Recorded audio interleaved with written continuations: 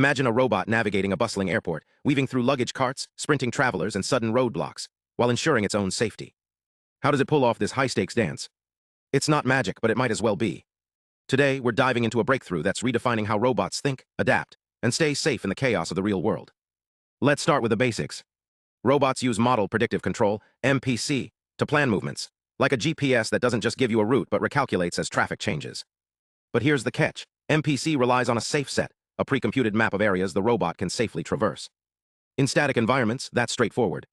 But in dynamic spaces, where people, vehicles, and even weather shift constantly, traditional methods either freeze up or take risky shortcuts.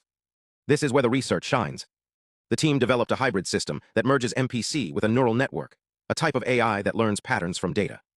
The key innovation. Instead of using slow, precomputed safety maps, they employ the neural network to estimate the Hamilton-Jacobi, HJ, value function. Think of this as a real-time safety radar that tells the robot, this path is risky, but that one is safe. But calculating this on the fly is computationally intense, like solving a puzzle while it's being rearranged. Here's the clever twist. They split the HJ value function into two parts. The first is a sign distance function, SDF, which acts like a digital keep-out zone around obstacles, essentially a safety buffer. The second is a residual, a neural network that learns the difference between the SDF and the true HJ value. By subtracting this residual from the SDF, they get a real-time safety estimate that's at least as safe as the original SDF. It's like having a self-updating safety net that adapts as the environment changes. But how does this work in practice? The team trained the neural network using simulations and real-world tests. The network didn't just memorize safety maps. It learned to predict the residual difference, focusing on the parts of the environment that matter most. They even used a hypernetwork to tweak the model's parameters in real time, enabling the robot to adapt to sudden changes, like a pedestrian stepping into its path. The results?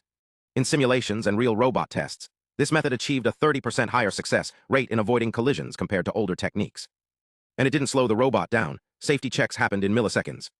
Imagine a delivery drone zipping through a city, a warehouse robot dodging forklifts, or a self-driving car navigating rush hour.